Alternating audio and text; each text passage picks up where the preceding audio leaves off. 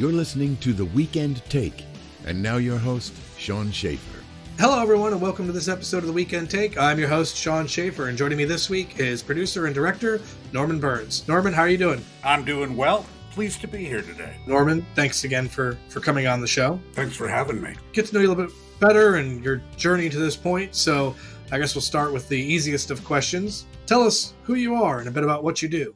I produce, I direct, been doing it for quite a while. The most exciting part of that statement is that I've just almost wrapped a documentary in Albany that I'm incredibly proud of.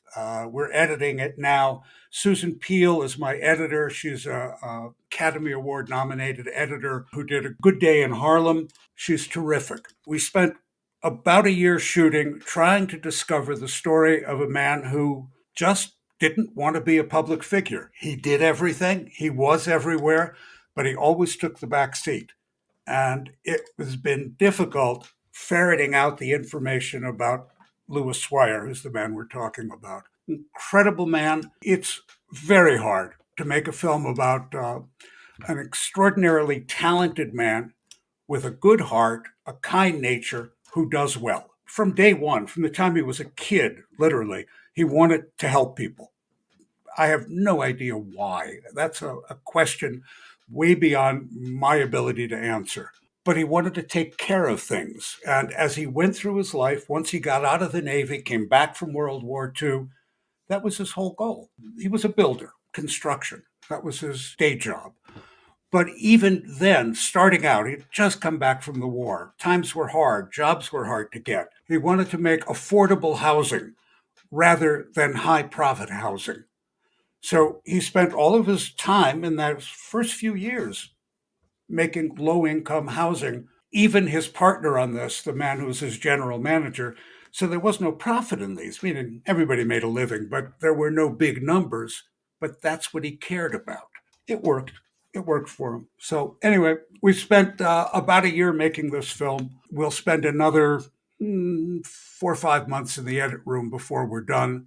And I hope to see it out towards the end of this year. Before we get into some more of the details on the documentary, which right now the title currently is A Place to Dance, correct? It was named A Place to Dance because, oddly enough, this construction guy, this builder of houses, loved theater. An equity actor, he had hoped to be an actor, found out you can't make a living that way, but he never lost his love of theater and an incredible attachment to dance. I have no idea why. He created the first National Museum of Dance. It's the only one in the country. It's up in Saratoga Springs, and it is truly, truly worth a visit.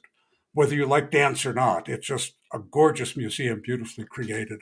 Neighboring the National Museum of Dance in Saratoga, another one of Lou's brainchilds, which if you don't like dance, but let's say you like music or many other forms of media and entertainment, he helped create SPAC, the Saratoga Performing Arts Center, initially with the intention to lure the New York Ballet to do a residency, correct? That is correct, and he was successful. This theater was a massive undertaking, and the thing about this man, he's never did things halfway. Things that he created, he really required that they be, I hate to use the word perfect, but we'll say well above the average. And that's what he created up in Saratoga. If you haven't been to that theater, anyone who's out there, go. It's an amazing experience. Sightlines are terrific, and the talent that's on that stage is just amazing. For people who live in upstate New York or New York in general, and really have Louis Swyer to thank for making it such an art-centric portion of the Northeast. It is amazing. I have heard it's the best facility like this in the country. What was the spark or the moment that made you want to get involved in the film industry? Oh, heavens. This goes back a long time. I was in theater, and I was putting on shows and doing little stuff, doing dinner theater at that point. And one of my friends said, "Hey, we're making a film. You want to work on it?" And I said, "No." I had absolutely no idea what he was talking about. He said, no, it's okay. We're all friends. We're just going to go shoot. I wasn't doing anything that week, so I went. And I was almost instantly hooked. not only the camaraderie of the crew, the sense that we are a unit, but the ability to create something that has permanence. That's an amazing experience. And when I did theater, I'd always worry about how can I get people to look at this place? What do I have to do to make them change their focus? Well, in film, I just have to rack focus. That's really easy. I stayed with it. I kept directing a little bit of theater for a few years, but I was pretty much hooked on film and never went out of it. I guess tell us a little bit about the journey that gets us from, hey, we're weekend warrior filmmakers, come help us. Then that moment hooks you to, well, now you've had this massive undertaking of producing a feature-length documentary like A Place to Dance. So obviously there's some stops in between. Metropolitan Opera.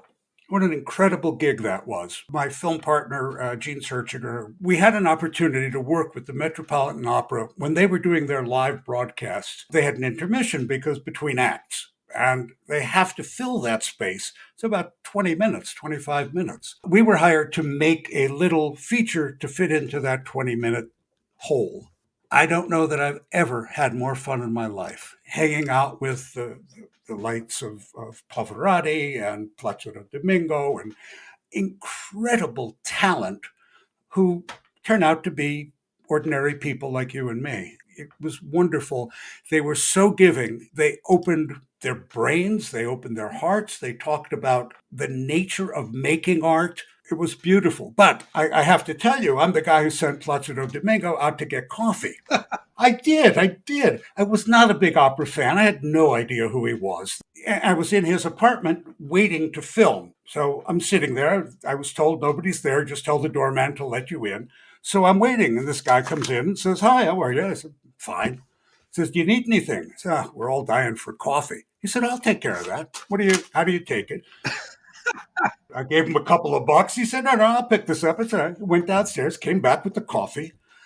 I didn't learn who he was until, a half hour later, until the director came back in on that project and we all got introduced. Oh, I was so embarrassed. Oh, no. But it worked out well. He thought it was hysterical. He really did. And that's the kind of experience it was. We became part of the company in a sense, sort of highly peripheral. I neither sing nor dance, but I learned more about the creation of art than I had in my whole life. When you hang out with somebody like James Levine and Placido Domingo, you pick up tips on how to create art that you just don't find in a book. You don't find even in your co-workers unless you have the very good fortune of working with the very best in a field. Anyway, we did it for 3 years. 3 years. We made about 9 films, I think. And I came out of it loving opera.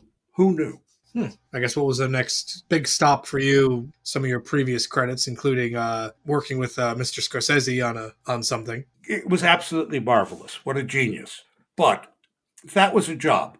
You come in the morning, you do your work, you go home at the end of the day. It was a tough job. It was a good job. I wasn't on for the whole shoot. I was on for a little piece of it. A job of which I'm proud. I'll give you a better one that has no credit on it. I was a young punk kid looking for work in Manhattan. I was now a filmmaker, which meant I was totally unemployed.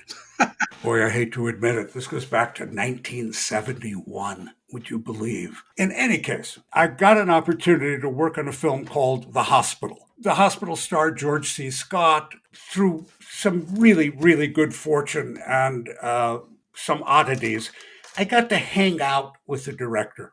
Arthur Hiller was the director. He eventually went on to win a whole lot of awards, ran the Directors Guild eventually.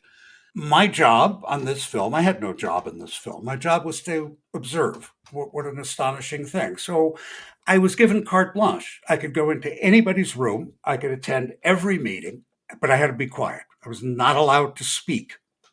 That was frustrating, but it was really wonderful to watch people like Hiller, like the actors on this film, try to build a sequence that worked. We're talking about people like George C. Scott, Diana Rigg, Barney Hughes, who was just an amazing actor. And it was written by Patty Chayefsky, who's one of my favorite writers, incredible talent. So what do I learn? I'm hanging out between takes. I'm sitting next to, oh my God, I'm sitting next to Patty Chayefsky. I cannot believe this. He pulls out his pipe. I pull out my pipe. We all did that back then. And we discovered they were exactly the same. We went to the same pipe shop in Manhattan. So now we're the best of buddies because we have the same pipes. And that continued. The show went on for about 8 weeks. We were buddies. George Scott, what a giant of an actor, knocks on my dressing room door. I was also acting in it. I had a little teeny tiny part. George Scott knocks on the dressing room door and says, I understand we're doing your scene today. I'm having trouble with the lines. Would you run them with me? Oh, wow. Now, George Scott did not have trouble with the lines, for God's sakes. He was that gentle, that kind, that realizing that I was the kid and he was going to help me. And he did. He was generous. Diana Rigg was George Scott's partner in the film. I was madly in love with her, and she was such a sweetheart. I followed her around like a little puppy. Oh, well, that was a long time ago. That film sticks in my head as what an opportunity, how astonishingly lucky I was to be part of something like that. And when people ask me, how do I get into film? Get into film, do it. You may or may not work on something this large. And I had no idea it was that large when I started. There are all sorts of films. You don't always have to have a job to be part of a film set. You really can hang out. You can be the lowest of the PAs on a film set. But if you're watching, if you're standing next to the director, if they take pity on you, you will learn a great deal. And I tell all my students that. When I'm on a set, I can tell which are the people who will succeed. And I've been pretty accurate on it. There'll be the PAs who don't want to leave that set, who are so glued to it. And they're the kids I will find on the next film, and the next film, and the next film. And then eventually they're in the Directors Guild, they're in the unions, and they're making their own films. What was the beginning of you producing and directing? I got extraordinarily lucky again. And I do think that a lot of success is a matter of being in the right place at the right time. I had written a script. It was a horror film, actually. And I was very hot. I was going to get this produced. And some guy called me and said, I want to make this film. Can we meet? He never put together the money to make this film. The film never got produced. But turned out he and I liked each other a lot. He was a documentary filmmaker. Name was Gene Searchinger. And he said, well, I got a little shoot coming up. Do you want to work with me? It was a job. For God's sakes, he was going to pay me. I worked. We then went on. We worked for the next 25 years together. It was a unique learning experience. Gene felt that films were made in the editing room. You had to get the raw materials, but then you make them in the editing room. And when people would say, but don't you have a script? He would say, would you ask a reporter to write the story before he goes out to cover the fire? And everybody said, well, of course not. He said, well, don't ask me to write a script for a movie I haven't made yet. Wow. When we were working for organizations like National Endowment for the Humanities, National Education Association, they would demand a script. And so Gene and I would always write our script. We'd get funded, and then we'd tear it up and throw it away.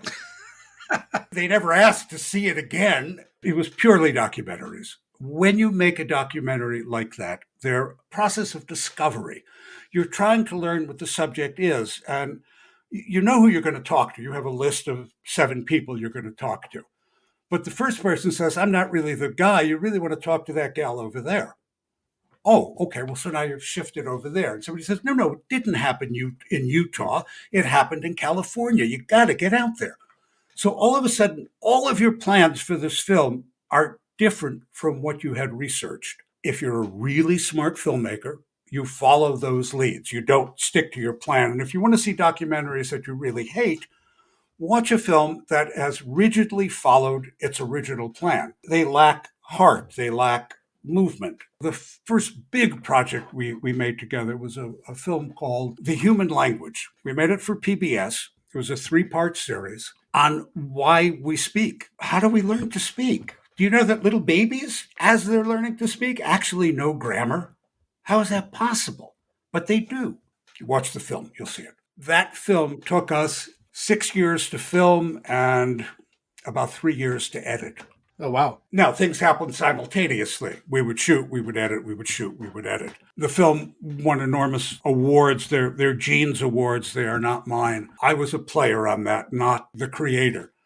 But I learned that unlike a feature film where you're painting between the lines on a feature film, you have a script and you follow it. Documentaries should be about learning your subject as you go.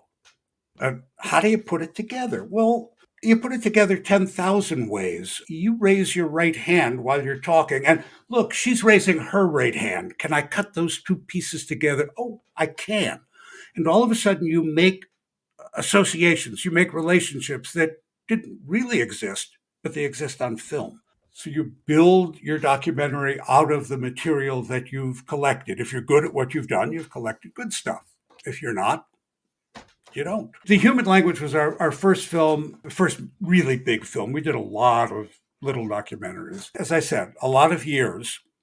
We followed that up with a series called The Writing Code. And that was my baby. At that point, I had spent a lot of years with Gene. I was now producing and directing. And The Writing Code was about writing. How writing is an invention. It's not something we're born with. We don't know how to write. We do know how to speak. We do know how to talk to each other without any lesson at all. But writing is something else. That's a craft. And somebody had to sit down and actually invent writing. And it is really, really hard. There were a few people who did it within our lifetimes, or not very far from our lifetimes. And it took them many, many years to accomplish this. And it's happened maybe 100 times in the whole world, maybe 500 times, but it's rare. So we went back, we discovered the creation, the moment that writing was invented. We found that moment. I talked to the scientist who held pre-writing in her hand and told me how that became writing. An amazing experience. Circling back to A Place to Dance, which is now your latest work. This film means a lot to me. What has been, I guess, the most surprising thing that you've learned either about the process of making a documentary film or about the subject, in this case being Louis Swyer, over the course of creating this film? I asked everybody what was wrong with this man, and they'd think for a moment and say nothing. I talked to people when he was working as a builder who he bid against. He cut a lot of people out of work. They loved him. They said they'd bid against him any day of the week. He's a wonderful man. It was an honor to lose to Louis Swyer. Really? Really?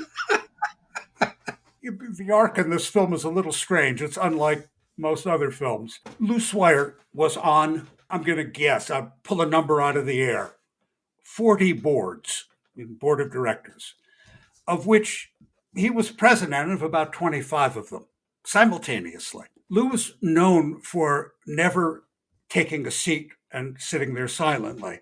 If you had Lou Swyer attend a board meeting, he was in charge. He may not have started that way, but he ended up that way. He ran, controlled, helped shape every one of these boards he was on, and they were big boards. It was major hospitals. This is a man who created the New York State Council on the Arts. This is a man who built theaters. He never took any accolades for it. He just would step back. So this is a guy who's running on 20 boards, 25 boards.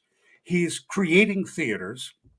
He's supporting actors. As he made money, he just apparently made more than he wanted to have, so he gave a great deal of it away to arts organizations. He had time for his family.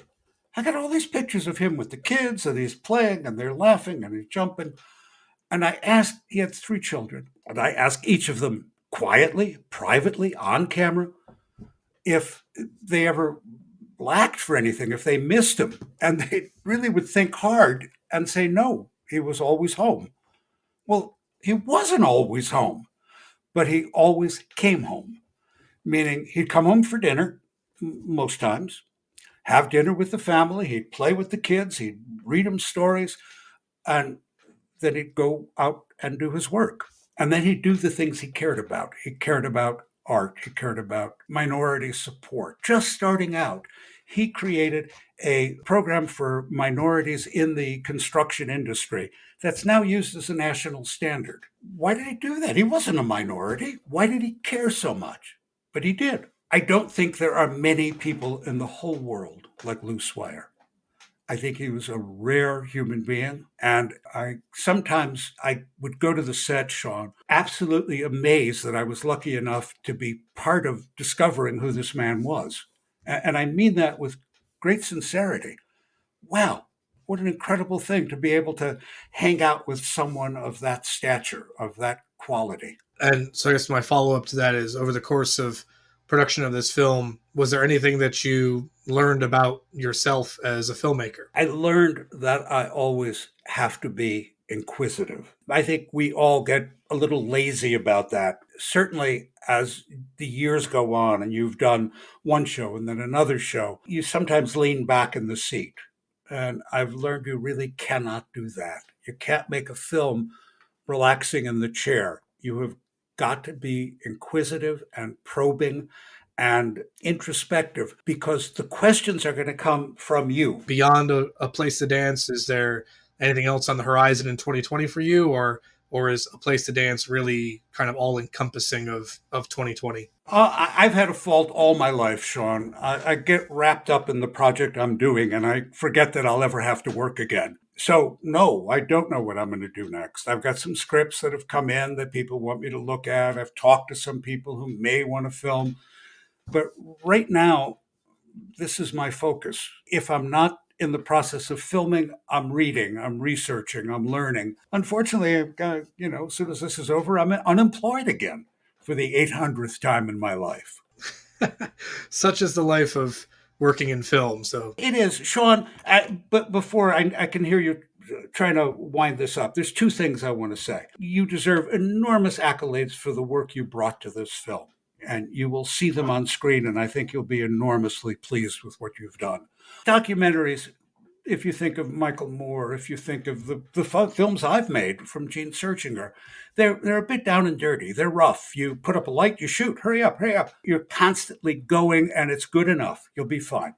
You have given me a film that looks gorgeous. My God, it's wonderful. So every time I show somebody a piece of it, they go, wow, that looks nice. That's you, Sean.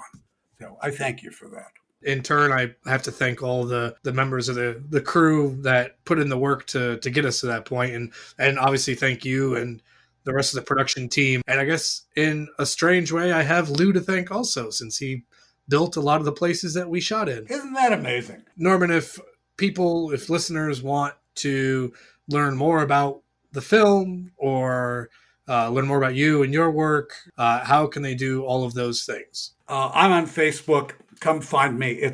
My page is just my name. I've been posting pictures from production since we started. Marvelous photographer, still photographer on this. Matt Earl has delivered some really exciting shots of the production. We're in the process of building a website. We're in the process of getting our Wikipedia page up. The focus for the last year has been on making this film. There will be a website up soon. Norman, again, I want to thank you so much for coming on the show and taking the time to chat with us. Thanks. It's been fun. I appreciate your asking me to do it, and it's been good. And listeners can, of course, follow The Weekend Take on social media. We're on Facebook at facebook.com/The Weekend Take. We're on Twitter at Weekend Take. And be sure to check out our Patreon campaign at patreon.com/The Weekend Take, where for as little as $1 per month, you can become a patron of The Weekend Take and get exclusive access to extended cuts of episodes. You also get early access to episodes, and starting this season, Patreon patron exclusive episodes. There's an upcoming massive mini-series of episodes that I've dubbed The Rise and Fall of Skywalker, where we're going to look at the prequel trilogy, the original trilogy, the sequel trilogy, and then, of course, the spin-offs and series, and look at the future of the Star Wars franchise. That'll all be exclusive to Patreon patrons. Again, that's patreon.com/The Weekend Take. Otherwise, again, thank you, Norman, for coming on the show. And for listeners, I hope you have a great week ahead, and I will catch you all next week. Take care. Bye. Bye. You've been listening to The Weekend Take. Be sure to subscribe on iTunes and Google Play, and follow us on Facebook and Twitter. Visit our Patreon page to become a patron of The Weekend Take, and for as little as $1, you'll receive exclusive content and perks.